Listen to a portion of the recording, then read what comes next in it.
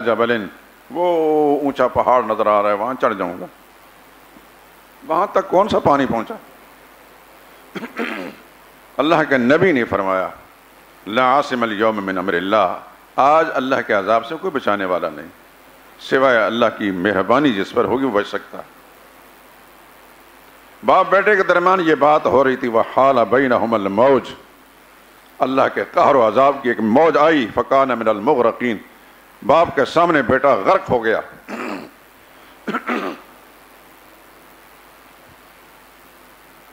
نوح علیہ السلام کا بیٹا، وہ نوح علیہ السلام جنہوں نے 950 سال اللہ کی توحید کی دعوت دی۔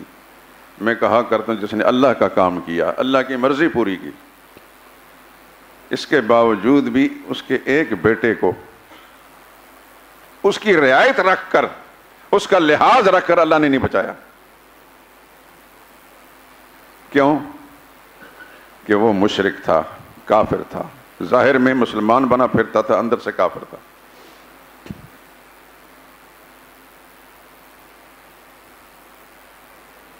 زندگی میں بیٹے نے باپ سے ہاتھ ملایا ہوگا کہ نہیں ملایا ہوگا؟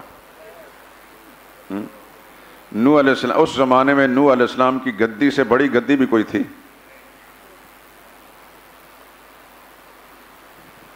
اس گدی پر رہنے والا، اس کے ساتھ تعلق رکھنے والا اللہ کے عظیم پیغمبر کا بیٹا باپ کی آنکھوں کے سامنے غرق ہو گیا۔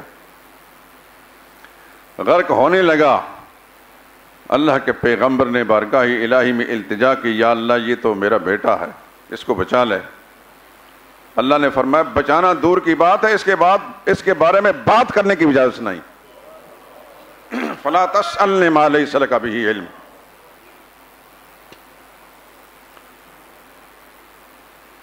کیا بتا دیا قرآن نے؟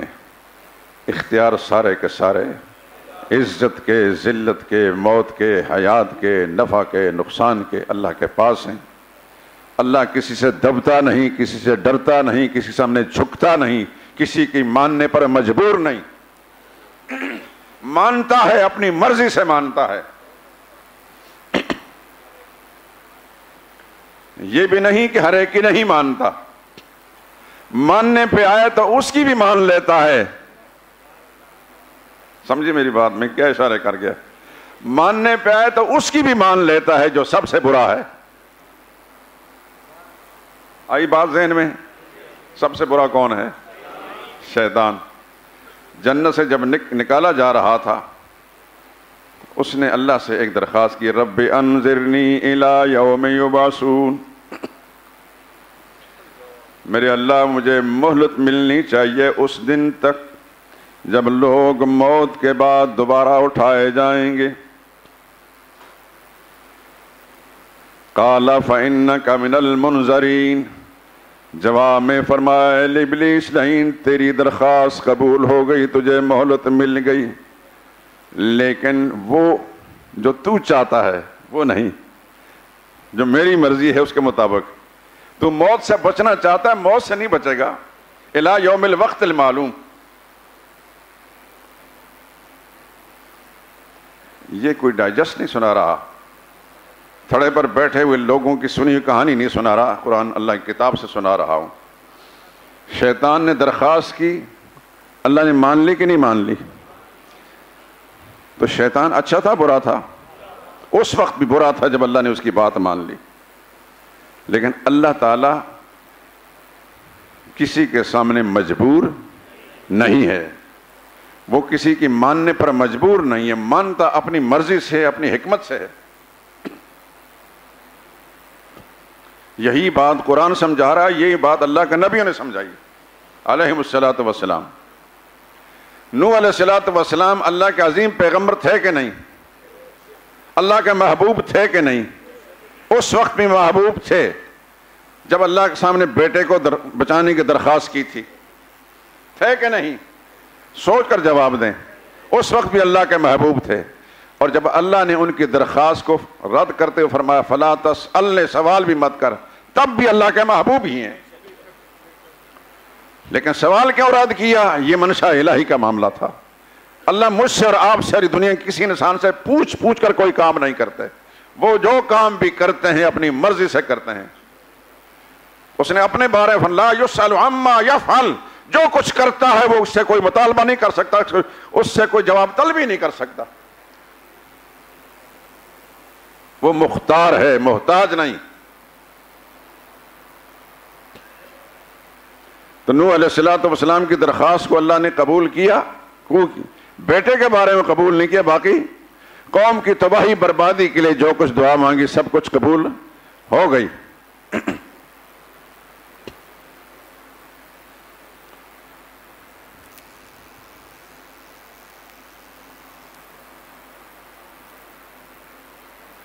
ایک پیغمبر ہیں، بیمار ہو گئے.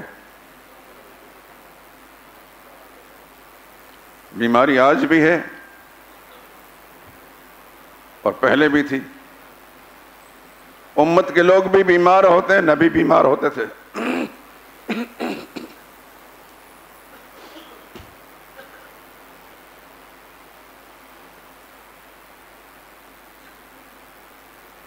لیکن نبی کی بیماری عجیب تھی. بہت بڑا امتحان تھا. بچے بھی مر گئے، گھر کے افراد مر گئے. کچھ بیویاں تھیں، کچھ ساتھ چھوڑ گئیں سوائے ایک بیوی کے. باقی خاندان نے ساتھ چھوڑ دیا، اہل محلہ نے ساتھ چھوڑ دیا.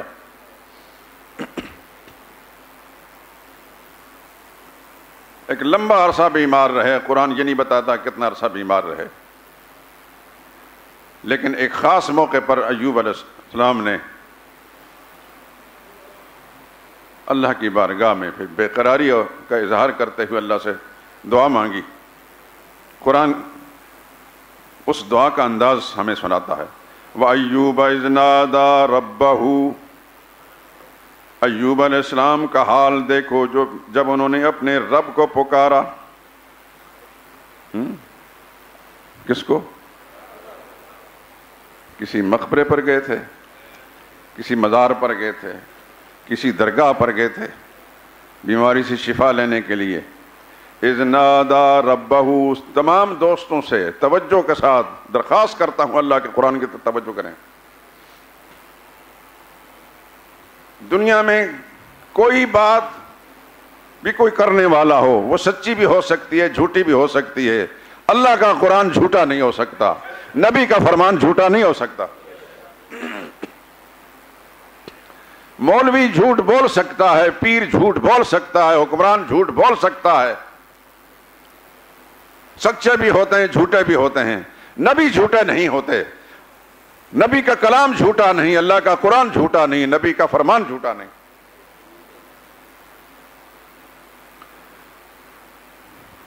ایک خاص موقع پر تفصیل چھوڑتا ہوں. ایوب علیہ السلام بے قرار ہو گئے کہ کیا کہنے لگے؟ رب انی مسنی الضر، میرے پالنے والے مجھے بڑی تکلیف پہنچ چکی ہے. وانت ارحم الراحمین، اور تو ہی سب سے بڑا مہربان ہے، میرے حال پر رحم فرما. اللہ کیا جواب دے؟ فاستجبنا لہ، ہم نے ایوب کی پکار سن بھی لی اور ان کی دعا قبول بھی کر لی. فَكَشَفْنَا مَا بِهِ مِنْ ضُرٍ، اور ہم نے ان کی تکلیف بھی ہٹا دی. وَآتَيْنَاهُ أَهْلَهُ، اس سے پہلے جتنے بچے فوت ہو گئے تھے اس کے بدلے میں ہم نے اور بچے دے دیے. وَمِثْلَهُمْ مَعَهُمْ، اور اتنے اور دے دیے. رحمتم من عندنا، یہ ہماری مہربانی تھی. اللہ کیا فرماتے ہیں؟ یہ ہماری مہربانی تھی.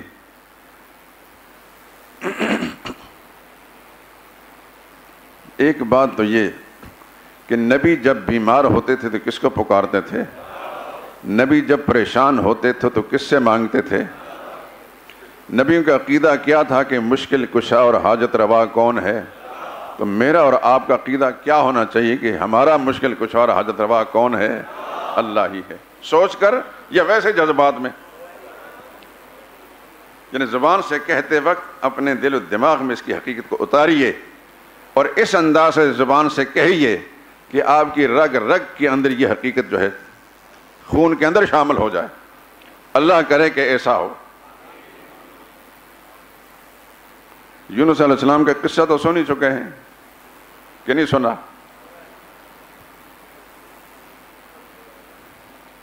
کیا حال ہوا تھا یونس علیہ السلام کا؟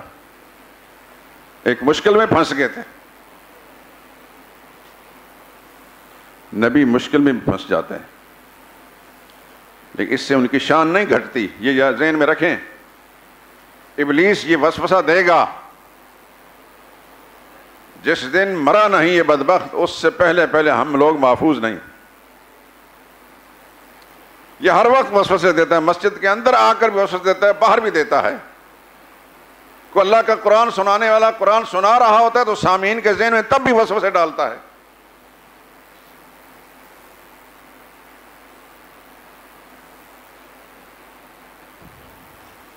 کہ یہ جو مسئلہ بیان کر رہا ہے تو یہ نبی کی گستاخی کر رہا ہے. یہ کہتا نبی بیمار ہو گئے, یہ کہتا نبی مشکل میں پھنس گئے, یہ تو نبی کا گستاخ ہے. ظالموں, یہ اللہ کا قرآن ہے, گستاخی نہیں ہو رہی. نبی اس وقت بھی اللہ کے محبوب ہیں جب مصیبت میں مبتلا ہیں. جب صحت مند تھے تب بھی اللہ کے محبوب تھے, مشکل میں آئے تو تب بھی اللہ کے محبوب ہیں. اللہ کی نظروں سے گرے نہیں. لیکن اللہ یہ بتانا چاہتے ہیں کہ خالق میں ہوں, پیدا کرنے والا میں ہوں, رازق میں ہوں, سب کی زندگی کا فائدہ نقصان میری مٹھی اور میرے اختیار کے اندر ہے. نبیوں کے قصے سنا کر قرآن کریم میں دنیا والوں کی آنکھیں کھول دیں, آنکھیں کھول کر سن لو. اتنے بڑے بڑے اللہ کے مقبول بندے بھی مشکل میں مبتلا ہوئے تو انہوں نے پھر اللہ ہی کے دروازے پر دستک دے کر وہاں سے اپنی مشکل کشائی کرائی تھی. تمہارے لیے بھی سبق یہ ہے کہ تم بھی اگر کسی مشکل میں پھنس جاؤ گے اللہ ہی سے مانگ کر اپنی مشکل کشائی کرو گے کہ اللہ ہی مشکل کشا ہے, اللہ ہی حاجت روا ہے. یہی معنی ہے لا الہ الا اللہ کا. تو یونس علیہ السلام مشکل میں پھنسے, کہاں پہنچے؟ مچھلی کے پیٹ میں, وہ سمندر کے اندھیروں میں. پچھلے جمعے میں نے تھوڑی سی وضاحت کی تھی لیکن پھر توجہ دلا دیتا ہوں. نبی کے ایمان کی یہ سطح ہوتی ہے کہ اتنی مشکل میں پھنس کر بھی اللہ کی ذات سے نا امید نہیں ہوئے. دنیا والوں کو پتا تھا کہ یونس علیہ السلام کہاں چلے گئے, دنیا کا کوئی انسان نہیں جانتا تھا. اور دنیا کی کوئی طاقت ایسی تھی جو یونس علیہ السلام کو اس وہاں سے نکال سکتی؟ پہلے تو اس مچھلی کا حال معلوم کرتے وہ کہاں چلی گئی. اس زمانے میں ایسا کوئی جال تھا جو اس مچھلی کو اپنے پھنسا لیتا. کتنی بڑی مچھلی ہوگی وہ. اور ایک بات اور ذہن نشین فرما لیں, میں اور آپ انسان ہیں, اللہ کا حکم ہماری طرف آتا ہے, صراحتاً آتا ہے, ہم سنی انسنی کر دیتے ہیں. دل چاہتا ہے تو مانتے ہیں, نہیں چاہتا تو نہیں مانتے. مچھلی بھی اللہ کی ایک مخلوق ہے, وہ انسان نہیں ہے. انسان اشرف المخلوقات ہے, وہ انسان سے کم تر ہے. لیکن اللہ کا حکم آیا اس کو کہ میرا پیغمبر آ رہا ہے, پہنچ, اور اس کو لقمہ بنا لے لیکن غذا نہیں. تیرا پیٹ کچھ عرصے کے لیے, کچھ دنوں کے لیے اس کا مہمان خانہ ہوگا. یہ آزمائش ہے. مچھلی نے اللہ کا حکم مانا کہ نہیں مانا؟ مچھلی کا یہ عمل جو ہے مجھے اور آپ کو کیا سبق دے رہا ہے کہ اللہ کا حکم جب آئے تو پھر ایک بندہ تب بنتا ہے کہ اللہ کے حکم کے سامنے گردن جھکا دے. بندہ وہی ہے جسے گردن جھک جائے. مسلمان اسی کو کہتے ہیں. عربی لغت کے اندر اسلام کا معنی ہے گردن بطاعت نہادن, اللہ کے حکم ماننے کے لیے گردن جھکا لینا, اسی سے مسلمان بنتا ہے. وہ آدمی کیسا مسلمان ہے کہ اللہ کا حکم آئے اور اللہ کی بات نہیں مانتا؟ وہ مچھلی کیسی مسلمان تھی؟ حکم ملتے ہی اللہ کا حکم پورا کیا. فَالْتَقَمَهُ الْحُوتُ, اس مچھلی نے یونس السلام کو لقمہ بنا لیا, یعنی پیٹ میں ڈال دیا.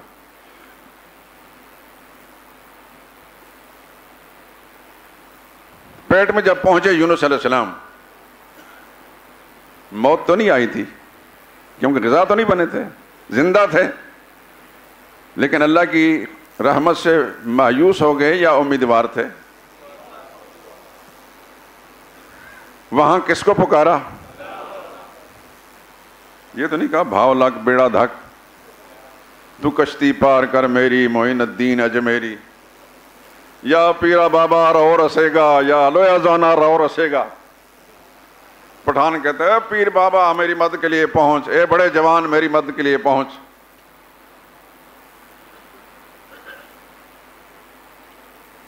ہر علاقے کے اپنے اپنے حاجت روا اور مشکل کشا ہوتے ہیں، مگر یونس علیہ السلام اسی کو حاجت روا مشکل کشا سمجھتے تھے کہ جو حقیقی حاجت روا اور مشکل کشا ہے، جس کے لیے وہ دعوت دیتے تھے لوگوں کو، خود بھی اسی کو حاجت روا سمجھتے تھے۔ یونس علیہ السلام نے مچھلی کے پیٹ میں کیا کہا؟ لا الہ الا انت، کیا کہا؟ لا الہ الا انت، کوئی مشکل کشا نہیں اللہ صرف تو ہی مشکل کشا ہے۔ سبحانک، اس موقع پر یہ جملہ بڑا عجیب ہے، سبحانک۔ سبحان اس ذات کو کہتے ہیں جہاں ساری دنیا کی طاقتیں ختم ہو جاتی ہیں، اس سے اوپر جس کی طاقت شروع ہوتی ہے اس کو سبحان کہتے ہیں۔ یا اللہ تیرے سوا کوئی مشکل کشا نہیں، دنیا کی کوئی طاقت آ کر مجھے یہاں سے نکال نہیں سکتی، سب سے بڑی طاقت کا مالک تو ہے، تو ہی نکال سکتا ہے۔ انی کنت من الظالمین، میں اقرار کرتا ہوں کہ مجھ سے کوتاہی ہو گئی، مجھے تیرے حکم کا انتظار کرنا چاہیے تھا۔ پھر کیا جواب ملا؟ فاستجبنا لہ، اللہ فرماتے ہیں ہم نے اپنے یونس پیغمبر کی دعا کو سن لیا، ہم ان کی دعا کو قبول کر لیا۔ وَنَجَّيْنَاهُ مِنَ الْغَمِّ، یہاں پر قرآن کریم کے ایک اور مقام پر ایک عجیب آیت آتی ہے، وہ بھی سنا دیتا ہوں۔ یونس علیہ السلام نے مچھلی کے پیٹ میں لا الہ الا انت سبحانک، تیرے سوا کوئی مشکل کشا نہیں، کیونکہ سبحان ساری طاقتوں کے اوپر طاقت کا مالک تو ہے۔ قرآن کی دوسری آیت میں یوں، لولا انہ کان من المسبحین، اگر مچھلی کے پیٹ میں یونس علیہ السلام ہماری تسبیحیں نہ پڑھتے، یعنی ہمیں سب سے اوپر طاقت کا مالک سمجھ کر ہمیں نہ پکارتے، لَلَبِثَ فِي بَطْنِهِ إِلَى يَوْمِ يُبْعَثُونَ، تو یونس علیہ السلام مچھلی کے پیٹ میں پڑے رہتے تاکہ قیامت آ جاتی۔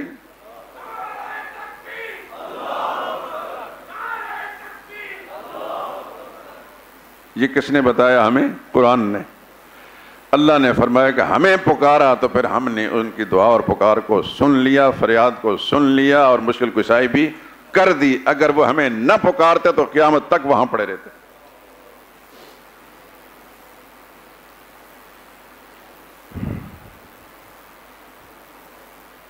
ہم کنویں کے مینڈک کی طرح ناقص قسم کی تدبیریں سوچتے رہتے ہیں کہ یہ کر لیں تو یوں ہو جائے گا، یہ کر لیں تو یوں ہو جائے گا۔ کوئی اگر بیمار ہے تو اس کے لیے علاج معالجہ کرنا تو یہ مسنون طریقہ ہے، لیکن ساری کی ساری امیدیں ڈاکٹر سے وابستہ کر لینا۔ بھائی اگر ڈاکٹر ہی شفا دے سکتے ہیں تو ڈاکٹر پر موت کیوں آتی ہے؟ اسباب اختیار کر کے نظر مسبب الاسباب پر رکھو۔ یا اللہ شفا دینے والا تو ہے، تیرے نبی کی تعلیم کے مطابق جو تدبیر کرنی تھی وہ ہم نے کر لی ہے، لیکن ہم سمجھتے ہیں کہ یا اللہ اس تدبیر کو مؤثر کرنا بھی تیرا کام ہے، اس کو فیل کرنا بھی تیرا کام ہے۔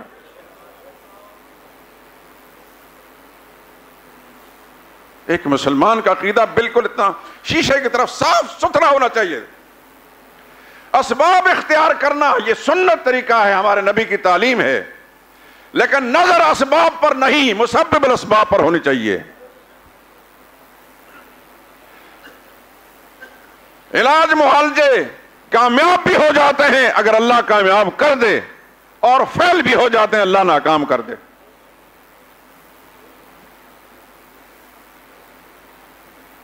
کیونکہ مؤثر حقیقی ذات صرف اللہ کی ہے، اس میں تاثیر پیدا کرنا یا اس کو فیل کر دینا یہ اللہ کے اختیار میں ہے۔ آپ سن چکے ہیں ابراہیم خلیل اللہ کو مشرکین نے آگ میں ڈالا، آگ کا کام کیا ہے؟ جو چیز ہے اس کو جلا کر بھسم کر دینا ہے، لیکن آگ میں جلانے کی تاثیر کس نے پیدا کی ہے؟ اللہ نے۔ اللہ تاثیر قائم رکھے تو جلاتی ہے، اگر اس کو واپس لے لے تو نہیں جلا سکتی۔ شعلے بلند ہوتے رہتے ہیں لیکن وہ نہیں جلا سکتی۔ ابراہیم خلیل اللہ کے چاروں طرف شعلے بلند تھے، ابراہیم خلیل اللہ کو کچھ بھی نہیں بگاڑ سکے، اس لیے کہ تاثیر میرے رب نے واپس کر لی تھی۔ مؤثر حقیقی کون ہے؟ صرف اللہ کی ذات ہے۔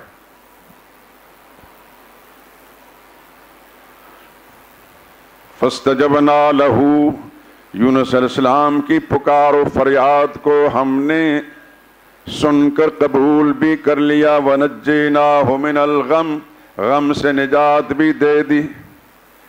کچھ عرصے کے بعد مچھلی کو حکم دیا کہ سمندر کے کنارے پر جا کر پیغمبر کو اگل دے۔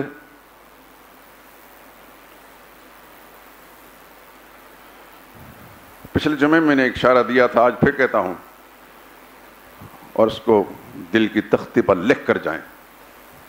آخری جملہ، وَكَذَلِكَ نُنْجِ الْمُؤْمِنِينَ،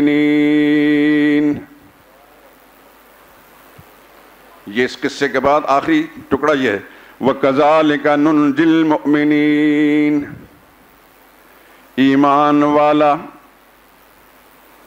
کوئی بھی ایمان والا، یونس علیہ السلام کے زمانے کا ہو، عیسیٰ علیہ السلام کے زمانے کا ہو، محمد رسول اللہ کے زمانے کا ہو، ان کا کوئی امتی ہو، ہندوستان کا رہنے والا ہو، پاکستان کا رہنے والا، بشرطے کہ مومن ہو۔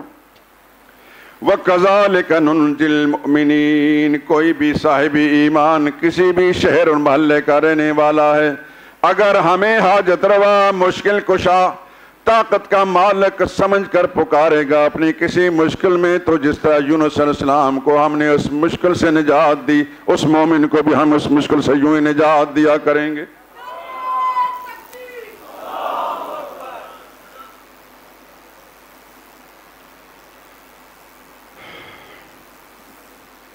ایک اور پیغمبر کا قصہ بھی سن لیں۔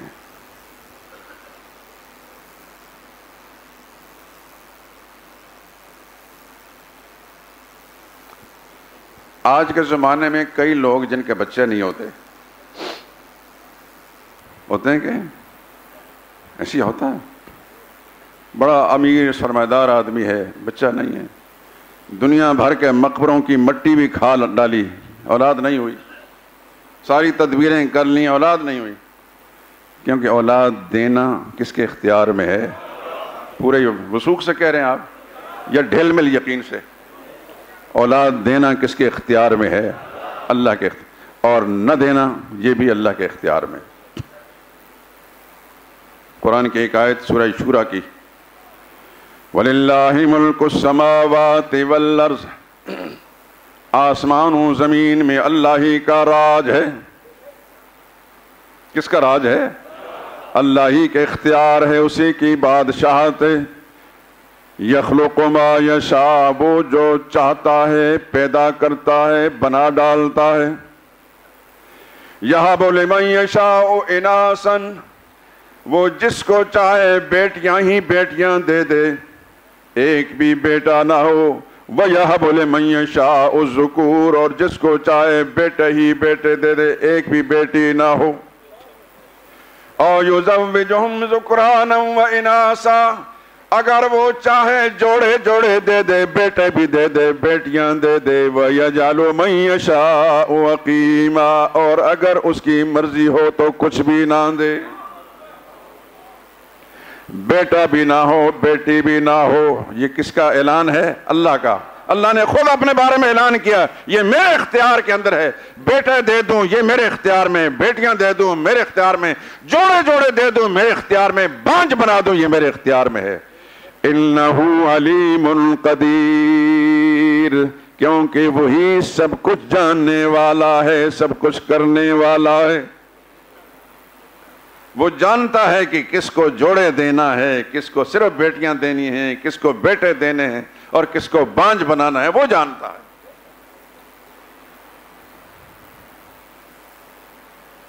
ایک پیغمبر 100 سال کی عمر کو پہنچ چکے ہیں، بیٹا نہیں۔ سمجھ گئے؟ سارے سمجھ گئے؟ ہاتھ کھڑا کر دیں، جزاک اللہ۔ سیدنا زکریا علیہ السلام اللہ کے محبوب پیغمبر، اللہ کا ہر نبی محبوب ہے۔ سن لیں اچھی طرح، ہو سکتا ہے کہ ابلیس وسوسہ دے کہ یہ وہابی مولوی ہے، نبی کو نہیں مانتا، ولی کو نہیں مانتا، اس پر لعنت بھیجتا ہوں جو نبیوں کا منکر ہے، جو ولیوں کا منکر ہے۔ اللہ سے دعا کرتا ہوں آپ آمین کہ نہیں، مجھے اللہ نبیوں کی سچی اتباع نصیب فرمائے، ولیوں کی سچی محبت نصیب فرمائے۔ میں نبی کو بھی مانتا ہوں، ولی کو بھی مانتا ہوں، لیکن نبی اور ولی سے مانگتا نہیں ہوں، مانگتا صرف اللہ سے۔ مانتا ہوں، مانگتا نہیں۔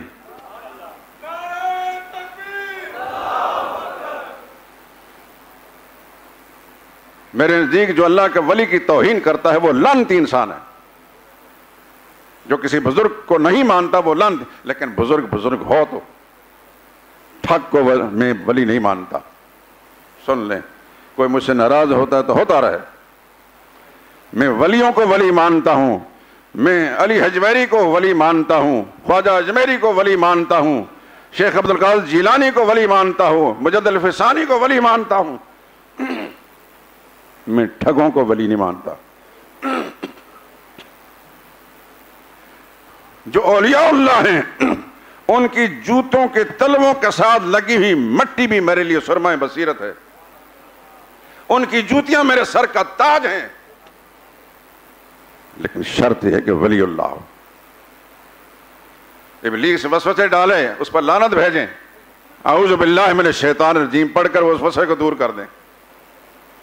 زکریا علیہ السلام عظیم پیغمبر ہیں لیکن اولاد نہیں، 100 سال کی عمر کو پہنچ گئے۔ ایک خاص موقع پر، تفصیلات چھوڑتا ہوں، تھوڑا سا اس کا ذکر ہی کر دوں۔ مریم صدیقہ چھوٹی سی بچی ان کی کفالت میں تھی، ان کی پرورش میں تھی۔ ماں نے اللہ کے نام پر ان کو اللہ کے گھر کی خدمت کے لیے نظر مان کر چھوڑ دیا تھا۔ انی نظر تو لکا ما فی بطنی، اللہ تیری نام کی نظر مانتی ہوں۔ زکریا علیہ السلام اس کے کفلہا زکریا علیہ السلام اس کے کفیل بن گئے، نگران بن گئے۔ انہیں چھوٹی سی بچی کو ایک عبادت خانے کے اندر بٹھا دیا گیا،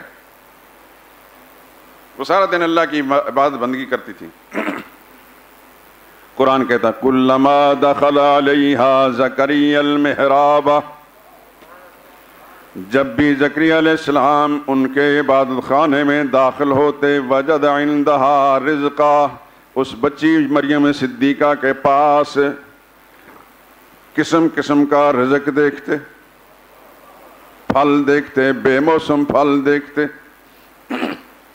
دروازہ بند تھا، تالا اس کی چابی میرے پاس تھی، کھولا کسی نے، یہ رزق کہاں سے آ گیا؟ پوچھنے لگے انا لک ھذا، مریم یہ رزق کہاں سے آیا؟ اللہ کی بندی مریم صدیقہ کے نے قالت ہوا من عند اللہ، یہ اللہ کی طرف سے آیا ہے۔ اللہ کسی سبب کا محتاج نہیں ہے، وہ سبب پیدا کرنے والا ہے، تالے کھولنے کے لیے کسی چابی کا محتاج نہیں۔ بس زکریا علیہ السلام مچل گئے، دل بھر آیا کہ جو رب بے موسم پھل مریم صدیقہ کو دے سکتا ہے، گو میری موسم تو نہیں ہے اولاد کا، لیکن میرا رب آج بھی اسی طاقت کے مالا ہے، بے موسم اولاد مجھے دے سکتا ہے۔ ہنالک دعا زکریا ربہ، اسی مقام پر دامن پھیلا کر زکریا علیہ السلام نے اپنے رب سے مانگا، رب حب لی، میرے داتا مجھے عطا کر، مجھے ہبہ کر، حب لی ہبہ کر، عطا کر، من لدن کا اپنی جناب سے، اپنی طرف سے، ذریتاً ایک بیٹا، طیبتن لیکن نیک بیٹا، انک سمیع الدعاء، یا اللہ تو ہی تو پکاریں سننے والا ہے، تو ہی فریادیں سننے والا ہے۔ فاستجبنا لہ، ہم نے اپنے بندے زکریا علیہ السلام کی پکار و دعا کو سن لیا، قبول بھی کر لیا۔ وَوَهَبْنَا لَهُ یحییٰ، ہم نے ایک بیٹا دے دیا، بیٹا بھی دے دیا، اس کا نام بھی ہم نے رکھ کر بھیجا، بیٹا بھی دے دیا، اس کے نبی ہونے کی بشارت دیتی، بیٹا ایسا دیں گے جو نبی ہوگا۔ زکریا علیہ السلام کو 100 سال کی عمر میں بیٹا ملا کہ نہیں ملا؟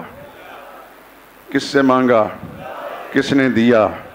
جو خدا کل زکریا علیہ السلام کو اس بڑھاپے کی عمر میں اولاد دے سکتا ہے، وہ آج بوڑھا ہو گیا ہے، بے بس اور لاچار ہو گیا ہے کہ آج کے کسی انسان کو جو صاحب اولاد نہیں ہے اس کو اولاد نہیں دے سکتا، لیکن وہ ایمان شرط ہے۔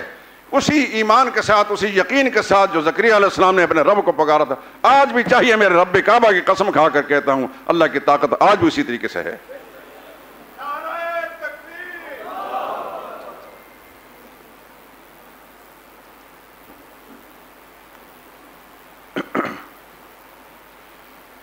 ایمان اور یقین شرط ہے۔ افسوس کہ ہمیں اپنے جیسے انسانوں پر یقین ہے، رب کے وعدوں پر یقین نہیں، نبی کے وعدوں پر یقین نہیں۔ بگاڑ یہاں سے آیا ہے۔ اللہ سے دعا مانگیں، میری دعا پر آمین کہ یا اللہ ہمیں اپنے وعدوں کا یقین نصیب فرما۔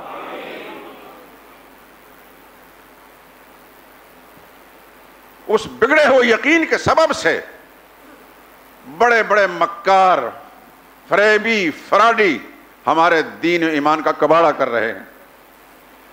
قرآن سے ہمارا تعلق ٹوٹا ہے، پھر ان فریبیوں نے، مکاروں نے ہمیں اچک لیا ہے، پھر جو چاہتے ہیں ہم سے کرواتے ہیں، جو چاہتے ہیں منواتے ہیں۔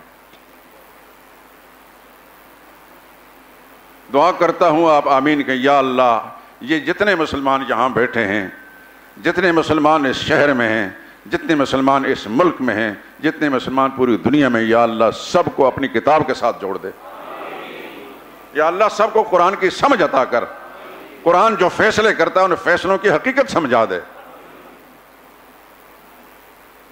نبی جو مشن لے کر آئے وہ مشن سمجھا دے۔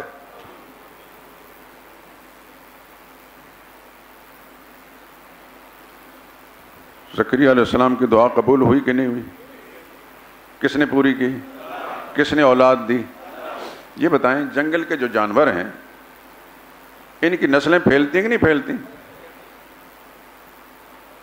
کیڑے مکوڑے، سانپ، بچھو، شیر، چیتے، ان کی نسلیں پھیلتی ہیں کہ نہیں پھیلتی؟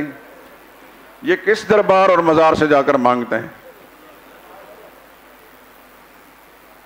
کون دیتا ہے؟ کون دیتا ہے؟ اللہ۔ جو جنگل کے جانوروں کو اولاد دے سکتا ہے، اس دھرتی پر بسنے والے اشرف المخلوقات انسان کو اگر اللہ سے مانگے تو اولاد نہیں دے سکتا۔ ہمارا یقین بگڑا ہوا ہے دوستو، خدا سے دعا کریں گے اللہ ہمیں یقین کو درست فرما دے۔ اصل میں ایمان نام ہے یقین کا، یقین بگڑا تو ایمان بگڑا۔ ایمان صحیح ہونے کا مطلب یہ ہے کہ اس کے یقین، دنیا ادھر سے ادھر ہو جائے، میرے رب کا فرمان غلط نہیں ہو سکتا۔ ایمان کی ایک جھلکی بتا دوں، سیدنا خالد بن ولید رضی اللہ تعالیٰ عنہ، ایک بہت بڑے مشرک کا بیٹا، بہت بڑے کافر کا بیٹا، نبی کے دامن سے وابستہ ہو کر اسلام کا عظیم جرنیل بن گیا، خالد بن ولید۔ اللہ اکبر۔ ایک موقع پر، ایک مقام پر پہنچا، مشرک سامنے کھڑے تھے، مشرکوں نے ان کو آزمانے کے لیے کہا، تم کہتے ہو کہ سارے فائدے اور نقصان اللہ کے اختیار میں ہیں، اللہ چاہے تو فائدہ ملتا ہے، اللہ چاہے تو نقصان ملتا ہے، اللہ نقصان سے بچانا چاہیں تو کوئی چیز نقصان نہیں پہنچا سکتی، یہ زہر کا پیالہ ہے، اس کو پی لیں۔ اگر تمہارا عقیدہ اور ایمان یہ ہے تو پھر یہ زہر نقصان نہیں پہنچائے گی، اللہ نقصان سے بچا لے گا۔ سیدنا خالد بن ولید نے پڑھ کے بسم اللہ الرحمن الرحیم پڑھ لیا، اس کو کچھ بھی نہیں ہوا۔ اس ایمان کے ساتھ انہیں پتہ تھا کہ یہ زہر اس کے اندر ہلاکت کا جو تاثیر پیدا کی میرے اللہ نے کی ہے، اور آج میں اس یقین کے ساتھ پی رہا ہوں میرے اللہ سے تاثیر کو واپس کر لیں گے، کچھ بھی نقصان نہیں ہوا۔ یہ امت کے اندر دنیا بار بار اس کے تجربے کر چکی ہے دوستو، بار بار تجربے کر چکی ہے، اور قیامت آنے تک دنیا تجربہ کرتے رہے گی۔ اللہ اسی طاقت کا مالک ہے جو کل تھا اور آج بھی اسی طاقت مالک اور آئندہ بھی اسی طاقت مالک ہوگا۔ مجھے اور آپ کو ہمارے نبی نے صلی اللہ علیہ وسلم، نبی پر نازل ہونے قرآن نے جو سبق دیا ہے کہ ساری طاقتوں کا مالک اللہ ہے، دعا و پکار صرف اللہ ہی کی جائز ہے، اللہ کے سوا کسی اور سے مراد مانگنا ناجائز ہے، اللہ کے سوا کوئی اور حاجت روا نہیں، اللہ کے سوا کوئی اور مشکل کشا نہیں۔